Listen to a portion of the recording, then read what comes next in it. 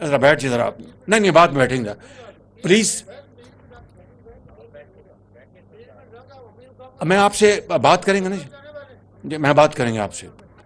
सो आजाद कश्मीर का हक मांगने पर वजीर आजम शहबाज शरीफ का पारा हाई हो गया। वजीर आजम आजाद कश्मीर सरदार तनवीर इलियास के साथ तल्ख कलामी। तो किसको पैसे दे रहा है? अभी पिछली एक क्लाइमेट चेंज की मीटिंग हुई, उसमें $84 मिलियन इनको मिल रहा है। आजाद कश्मीर को एक दला नहीं दे रहा। सरदार साहब बात करने की कोशिश कर रहे थे, लेकिन शहबाज शरीफ साहब जो हैं वो उनको चुप उन्होंने करा दिया। इस इलाके में 1 घंटा बिजली आता है, 5 सेकंड के लिए बिजली आता है, फिर अगले 24 घंटे के लिए बिजली नहीं आता। अब कौन सी यूरोप की बात कर रहे हैं? लेकिन उस कमबख्त ने, चोर ने, अक्ल से पैदल आदमी ने मौका ही नहीं दिया, उसने मुझे टोकना शुरू कर दिया। कश्मीर में प्रदर्शन हो रहे हैं, गिलगित बल्तिस्तान में आटा नहीं है, पानी नहीं है, बिजली नहीं है। 20-20 घंटे की लोड शेडिंग तो सिर्फ गिलगित सिटी में हो रही है, जो कि कैपिटल है गिलगित बल्तिस्तान का। तकरीर के दौरान वजीर आजम आजाद कश्मीर के साथ तकरार हो गई। इस पर कश्मीर, इस पर वैली में उसमें एक गुस्से की जो है ना लहर दौड़ गई है कि अगर हमारी टेरिटरी के अंदर ये चीजें करेगा। कि वहां पर सफारतकार बैठे थे और बहुत सारे लोग थे कि जब ये पूरा हिंदुस्तान था जिसमें अफगानिस्तान भी शामिल था, तो यहाँ पे सनातन धर्म का बोलबाला था। नमस्कार दोस्तों, स्वागत है आपका। दोस्तों आज आप इस वीडियो में देखेंगे कि कैसे जब पाकिस्तान के प्रधानमंत्री एक खुले मंच पर अपना भाषण दे रहे थे, तब वहां पर मौजूद पाकिस्तान तथा कथित अधिकृत पीओके के हाल के प्रधानमंत्री ने उससे टोक दिया। बीच में टोकते ही पाकिस्तान के प्रधानमंत्री को शायद गुस्सा आ गया और वो उसको रोकते हुए नजर आ रहे हैं।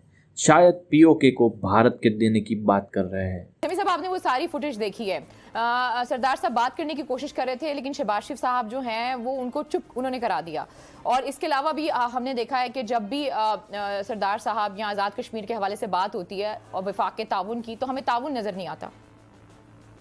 देखिए, ये बड़ा ही अफसोसनाक वाकया है और जिसमें इन्होंने बदतमीजी की, शहबाज शरीफ के गार्ड ने भी बदतमीजी की, आपने उनकी तौहीन की है। उनको ये और चाहिए तो ये था कि शहबाज शरीफ साहब वहां पर अपनी गलती का एहसास करते और फौरी तौर पर जिक्र करते कश्मीरियों का और उनकी कुर्बानियों का, और बताते कि किस तरह पाकिस्तानी और कश्मीरी एक हैं।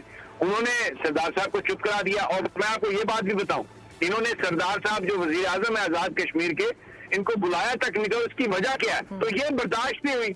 और ये इतने छोटे लोग हैं कि वहां पर सफारतकार बैठे थे और बहुत सारे लोग थे, लेकिन आजाद कश्मीर के वजीर आजम को वहां पर मीरपुर में बोलने की इजाजत न देना, अपने गार्ड के जरिए बदतमीजी करवाना, ये शहबाज शरीफ साहब जो है ये बिल्कुल he is out of his mind. और ये इंतहाई अफसोसनाक और मैं समझता हूँ कि काबिल शर्म ये वाकयात हैं जो हुए।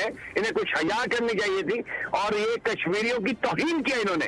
कश्मीर से इनको माफी मांगनी चाहिए, इसलिए कि सरदार साहब जो हैं वो आजाद कश्मीर के वजीर आजम है और उनके साथ ये सलूक शहबाज शरीफ की तरफ से निहायत अफसोसनाक है। समी साहब, शहबाज शरीफ साहब से हम इससे ज्यादा कुछ कर सकते हैं? हम बार बार उनकी यहाँ पे फुटेजेस भी चला चुके हैं, जिससे हमें अंदाजा होता है कि उनका कुछ मसला है। कश्मीर में प्रदर्शन हो रहे हैं, गिलगित बल्तिस्तान में आटा नहीं है, पानी नहीं है, बिजली नहीं है। 20-20 घंटे की लोड शेडिंग तो सिर्फ गिलगित सिटी में हो रही है, जो कि कैपिटल है गिलगित बल्तिस्तान का। और जो दूसरे इलाके हैं जरा दूर, जैसे हमजा वगैरह और नगर वगैरह, वहां पे 24 घंटे की लोड शेडिंग है। चंद सेकंड के लिए वो कहते हैं जी बिजली आती है और चंद सेकंड के बाद बिजली चली जाती है और फिर अगले दिन आती है। तो अब ऐसे में पहली बात तो ये हमें समझनी चाहिए कि पाकिस्तान और अफगानिस्तान का जो रिश्ता रहा है वो बर्बादी का रिश्ता रहा है। अफगानिस्तान एक बड़ा खुशहाल मुल्क था, बड़ा जमहूरी सेकुलर मुल्क था, और इसको जहाद के नाम पे पाकिस्तान ने बर्बाद कर दिया। 15 लाख से जायद अफगान शहरी मारे गए हैं इसमें। 40 लाख से ज्यादा अफगान जो है वो दर बदर होकर महाजर बने हैं दूसरे मुल्कों में और पाकिस्तान में। इसके अलावा उन्होंने अमेरिका को फैसिलिटेट किया कि अमेरिका अफगानिस्तान में जंग करे, जिसके नतीजे में अमेरिका ने वहां बमबारी के जरिए कई शहर बर्बाद किए, तबाह किए। और आज सूरत हाल ये है कि अफगानिस्तान ब्रेन ड्रेन का शिकार है, यानी वहां से सारा पढ़ा लिखा तबका, डॉक्टर्स, इंजीनियर, साइंटिस्ट, ब्यूरोक्रेट्स, सब जो है वो अफगानिस्तान से पिछले 20 सालों में ये माइग्रेट कर गए हैं वेस्टर्न कंट्रीज को या पाकिस्तान को, कई इंडिया चले गए। तो ऐसे में पाकिस्तान और अफगानिस्तान का जो रिश्ता है वो कोई मोहब्बत का या दोस्ती का रिश्ता नहीं है, वो एक तबाही और बर्बादी का रिश्ता है। और पाकिस्तान ने हमेशा अफगानिस्तान को इस्तेमाल करने की कोशिश की है भारत के खिलाफ स्ट्रेटेजिक डेप्थ हासिल करने में, और अफगानिस्तान के लोग इस बात को समझते हैं। दूसरी बात पाकिस्तान की जो है वो ड्यूरेड लाइन का मसला है कि अफगान सरकार ड्यूरेड लाइन को नहीं मानती और वो फेंसिंग को जो बॉर्डर पे हो रही है, पाक अफगान बॉर्डर पे, उसको भी नहीं मानती। अब आते हैं इंडिया की तरफ। इंडिया के ना सिर्फ ये कि अगर मैं इंडिया की जगह हिंदुस्तान का लफ्ज इस्तेमाल करूं तो वो ज्यादा मुनासिब रहेगा, इसलिए कि जब ये पूरा हिंदुस्तान था जिसमें अफगानिस्तान भी शामिल था, तो यहाँ पे सनातन धर्म का बोलबाला था। इस्लाम के आने से पहले की बात कर रहा हूं मैं। तो एक कदीम यानी कि एंशंट जो रिलेशन है बिटवीन अफगान एंड इंडियंस, वो तो सेंचुरीज पुराना है ना, और वो कभी भी डिमिनिश जरूर हुआ इस्लाम के आने के बाद, लेकिन खत्म नहीं हुआ कभी। और यही वजह है कि चाहे वो इंदिरा गांधी की सरकार हो या नसीमा राव की सरकार हो या उससे पहले नेहरू की सरकार हो, अफगानिस्तान और इंडिया के ताल्लुकात हमेशा अच्छे ही रहे हैं, हमेशा।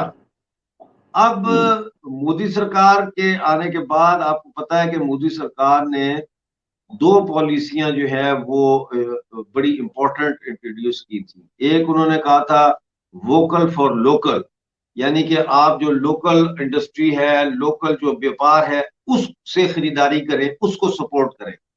और दूसरा था इंटरनेशनल लेवल पे नॉन प्रॉफिट बुनियादों पे नेबर्स की हेल्प कर। अब उसमें आप देखें कि इंडिया ने अपना 3 बिलियन जो डॉलर्स है वो इन्वेस्ट किए अफगानिस्तान में नॉन प्रॉफिट बेसिस पे। पार्लियामेंट की नई बिल्डिंग बनाई, काबुल में नया डैम बनाया जिससे काबुल को इलेक्ट्रिसिटी मिलती है, और बेशुमार प्रोजेक्ट्स। दोस्तों, जैसा कि आपने इस वीडियो में देखा कैसे पाकिस्तान के फिलहाल के प्रधानमंत्री को कैसे गुस्सा आ गया जब बड़ी सभा में भाषण देते हुए उनको पीओके के तथा कथित पीओके के प्राइम मिनिस्टर ने टोक दिया। दोस्तों, वैसे तो पाकिस्तान पीओके को अपना हिस्सा मानता है, लेकिन वहाँ के प्रधानमंत्री का पद अलग से रखा हुआ है, क्योंकि वो चाहता है कि पाकिस्तान का हिस्सा बनकर भी कश्मीर पूरी दुनिया से आज़ाद रहे। इसलिए वहाँ पर उन्होंने अलग से एक प्राइम मिनिस्टर को बैठा दिया है, ताकि दुनिया को दिखा सके कि कैसे हम कश्मीर को एक अलग देश मानते हैं। ये तो हुई पाकिस्तान की बात दोस्तों, लेकिन फिलहाल कोई भी दुनिया का देश भारत से दुश्मनी मोल लेना नहीं चाहता और ना ही पाकिस्तान का कोई समर्थन करता है। दोस्तों, हमारा वीडियो अच्छा लगे तो चैनल सब्सक्राइब करें। जय हिंद, जय भारत।